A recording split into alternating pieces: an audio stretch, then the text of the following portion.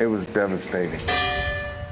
I could not believe that this had happened in a community of only 600 people. Stephen Williford used to live across the street from the First Baptist Church in Sutherland Springs.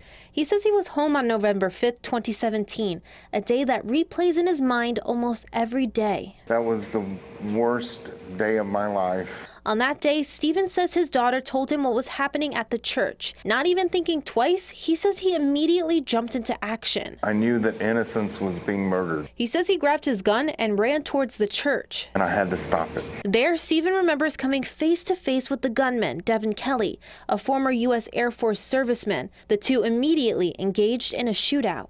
I was able to put 6 out of 6 shots on him, most of which didn't count because it went in the body armor, but he felt them. And he was able to get in his vehicle and flee the scene as fast as he could. I flagged down a truck at the corner, and we pursued him 11.6 miles, and he chose to take his own life. Earlier, the gunman had opened fire into a group of worshipers inside the First Baptist Church, killing 26 people and injuring 20 others.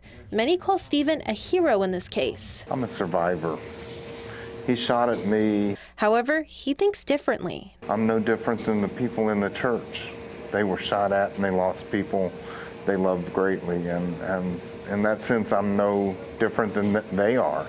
I just took the trash out. 4 years later, U.S. District Judge Xavier Rodriguez in San Antonio ruled the Air Force 60% responsible for the mass shooting at the church for failing to submit the gunman's criminal history into a database. My first thought was, finally, the government that dropped the ball on so many things is being held responsible. The gunman served in the Air Force for 5 years before being discharged 3 years before the shooting for multiple charges of domestic violence. That information was never entered into a database, a simple act this judge says the Air Force could have done to prevent the shooting. That would have prevented him from buying the gun that he bought. Stephen says this ruling is one step closer to justice for not only the families and the victims, but the entire town. We will always have a hole in our town because of this. But make no mistake, Sutherland Springs, that day, the First Baptist Church had 49 people in the church.